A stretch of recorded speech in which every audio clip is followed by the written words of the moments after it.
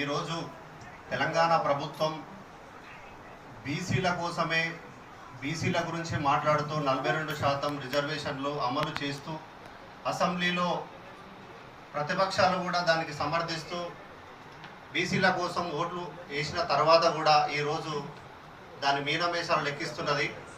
ప్రస్తుతం మంత్రి గారు కూడా ఈ బీసీల గురించి ఆలోచించకుండా స్థానిక సంస్థలకు ముందుకు వెళ్తానడం ఎంతవరకు సబబు కాదు. ఎందుకంటే మా బీసీల వాటా మాకు తేల్చకుండా స్థానిక సంస్థలకు పోతే మీరు ఎలక్షన్ల కంటే ముందు ఏదైతే వాగ్దానం చేసిరో కామారెడ్డి డిక్లరేషన్లో కర్ణాటక మంత్రితోటి కానీ మీరు రాహుల్ గాంధీతోటి తీసుకున్న నిర్ణయాలు ఏదైతే అమలు జరగట్లేదు కాబట్టి బీసీల వాటా తీర్చిన తర్వాతనే స్థానిక సంస్థలలో వెళ్తే మా వాటా మాకు దక్కుతుంది. మా ఎవరైతే స్థానిక సంస్థలలో పోటీ చేయదలుచుకున్న వ్యక్తులు ఎవరైతే ఉన్నారో మా వాటా మాకు వస్తుందని మేము ఎన్నో సంవత్సరాల నుంచి దగ్గర 60-70 సంవత్సరాల నుంచి మేము మా వాటా కోసం కొట్లాడుతూ ఉన్నాము. కానీ ప్రభుత్వాలు మారుతూ ఉన్నాయి, మమ్మల్ని మొత్తం మోసం చేస్తూ ఉన్నారు.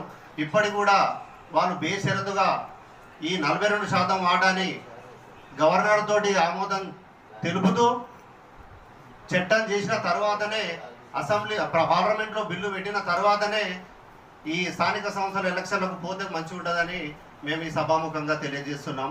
ఎందుకంటే ఇందులో రిజర్వేషన్ల ప్రకారంగా మా వాటా మాకు వస్తే స్థానిక సంస్థలలో మా బీసీలు అంతా రాజకీయంగా ఎదుగుతారు. మా సమస్యలు ఏమున్నా కానీ మేము తీర్చుకుంటాం. ఎట్టి పరిస్థితుల్లో కూడా మీరు ఇలాంటి చర్యలకు పాల్పడకుండా ఖచ్చితంగా దీన్ని ఏదో ఒక చట్టం చేసిన తర్వాతనే మీరు ముందుకెళ్తే మంచిగా ఉంటుందని మేము సభాముఖంగా తెలియజేస్తున్నాం. Thank you.